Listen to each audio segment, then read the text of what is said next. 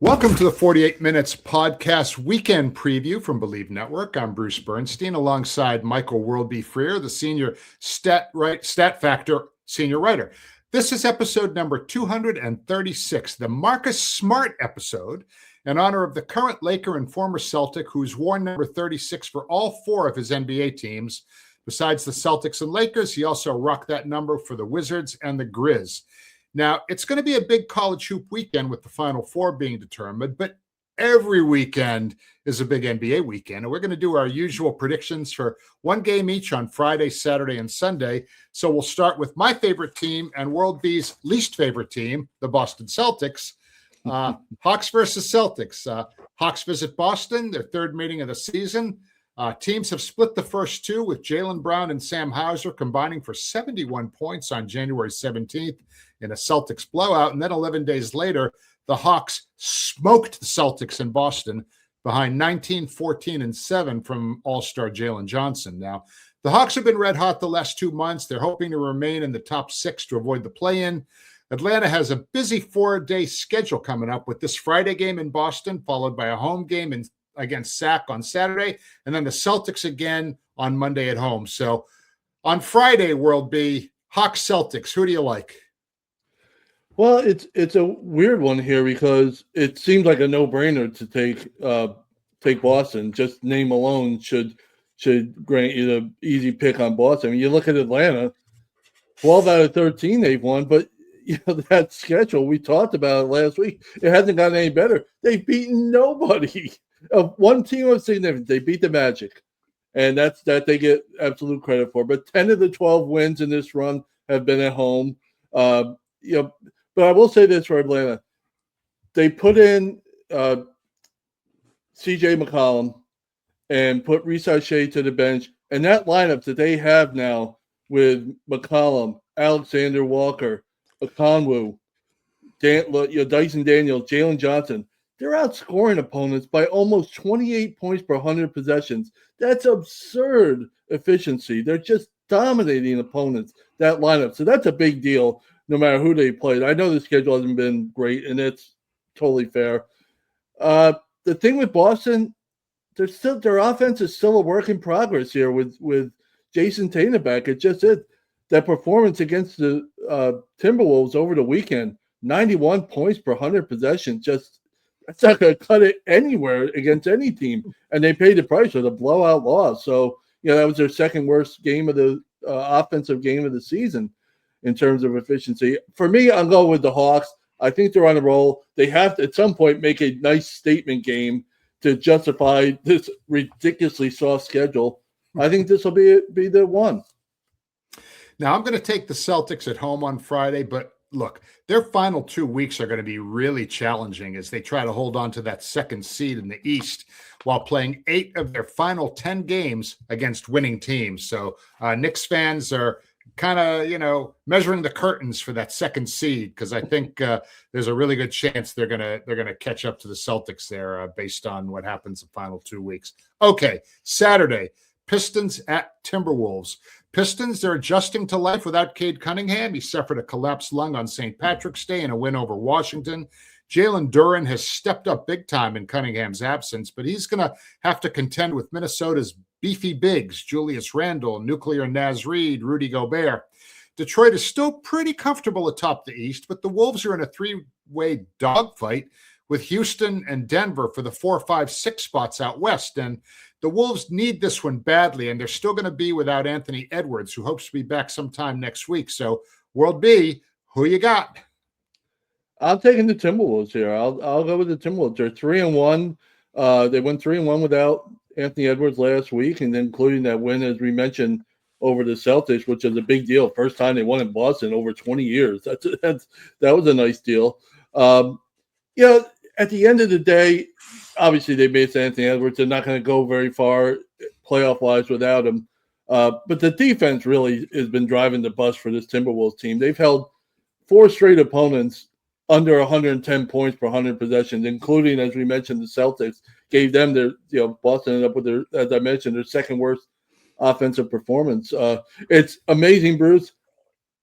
Duran has stepped up big time. Right here in my notes, it's as if you wrote this for me here because he really has. I mean, 23 points per game since the break. He's been dominant at both ends. He's the best shooter in the league because his range doesn't go too much further than the paint.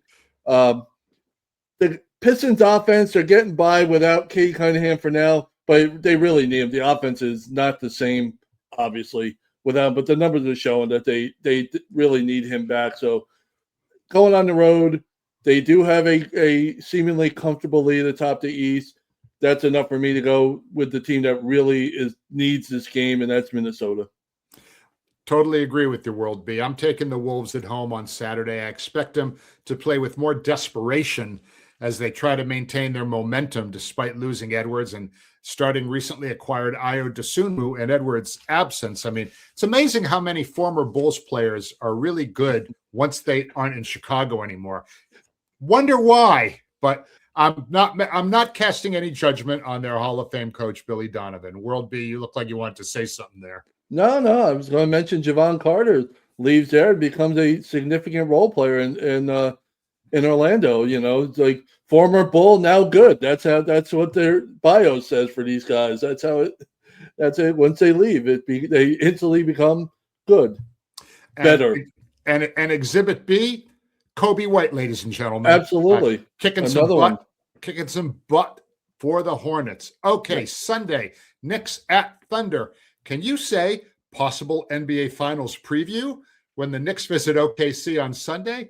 The Knicks have been rolling since mid-January. They've been successful on the road after being below 500 away from MSG for pretty much the first 4 months of the season.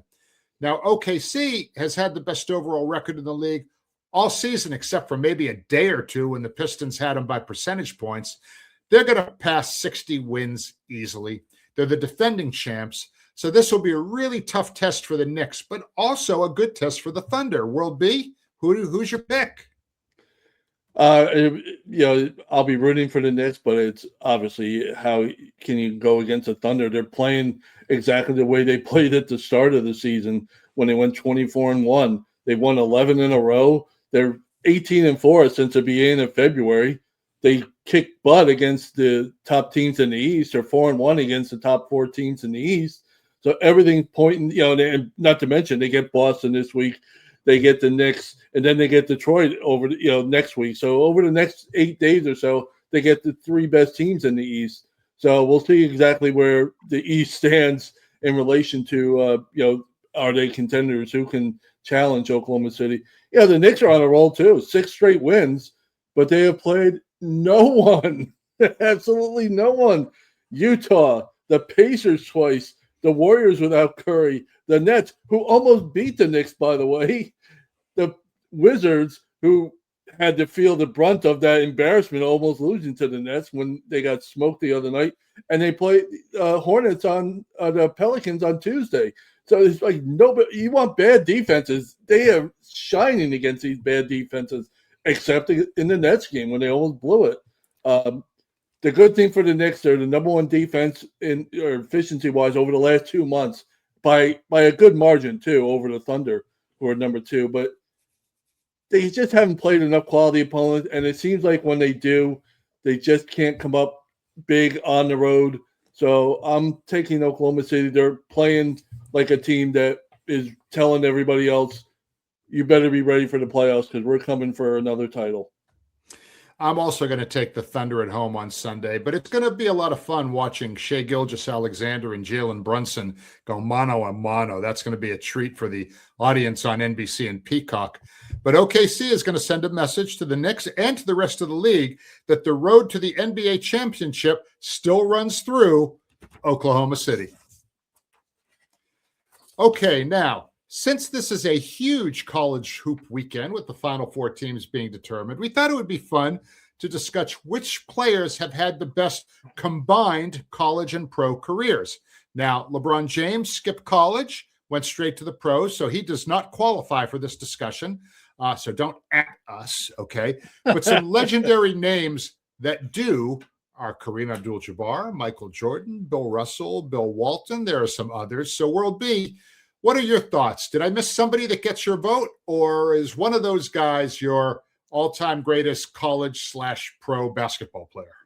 Well, there's a lot of guys. We could talk Magic Johnson, who led Michigan State to a national championship for his career. There's a lot of obviously worthwhile candidates. We mentioned before we came on, Jerry Lucas was one of the great college players, maybe the greatest player in Big Ten Conference history.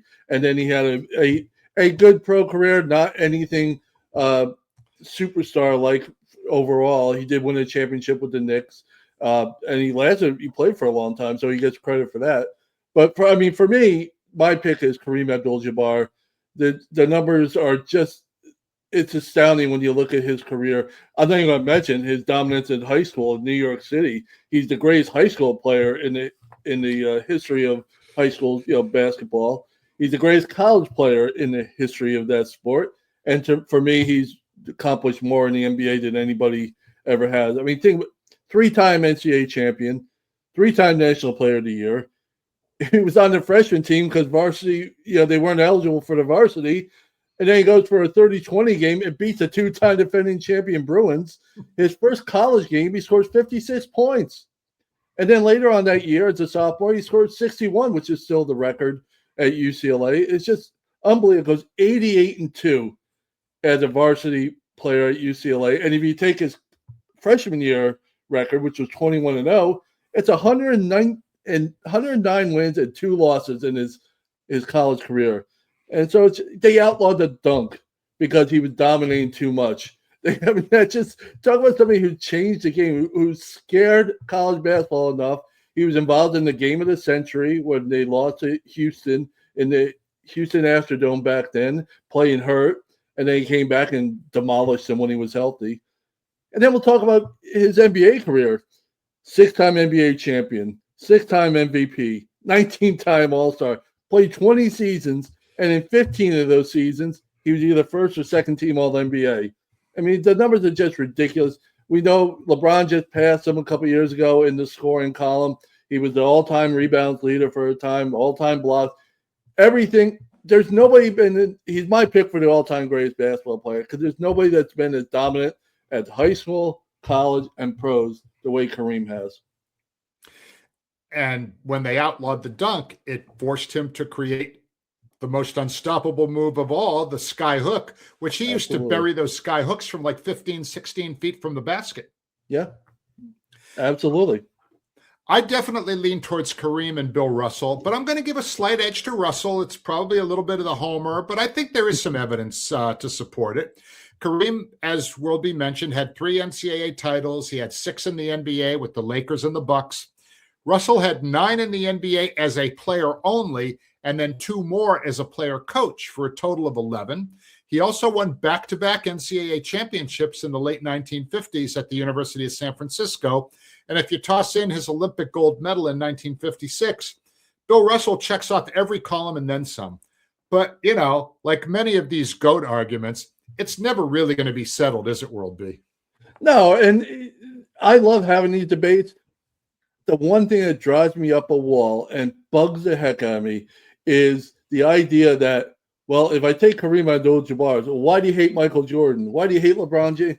And it's not that way at all. It's like if somebody says, Bruce, for example, you are a big fan of LeBron James, you consider him the GOAT of all time. Well, I couldn't sit here and tell you that's crazy. You're off your rocker. Of course, he's absolutely. You can spend an hour going over that case. Is he my choice? He's not my choice. Doesn't mean anything. I love the debates. I just don't like if you don't like this guy, you're a hater. How can anybody hate Bill Russell? How can you look at Bill Russell's career and not consider him a top 10 player of all time? It's just like, but if you don't, you just don't care for the old generation. Just people like that need to grow up. Yeah, I mean, it's true. Okay. Since we're on this topic of greatest combined college and pro players, I want to give a shout out to Breanna Stewart of the WNBA's New York Liberty.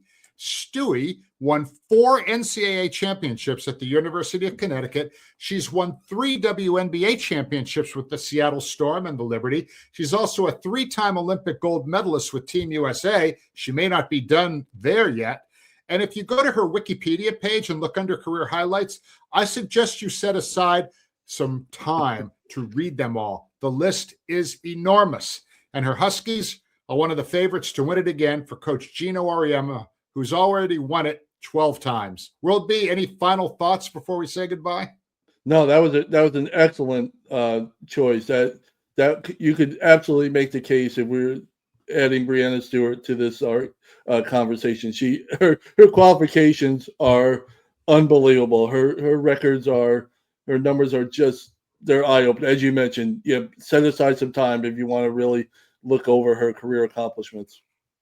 All right, World B. Listen, that's going to do it for now. We're going to be back early next week with another 48 minutes from Believe. For my partner, Michael World B. Freer, and the absent Russ Geiger, I'm Bruce Bernstein. So long, everyone, and enjoy Final Four weekend.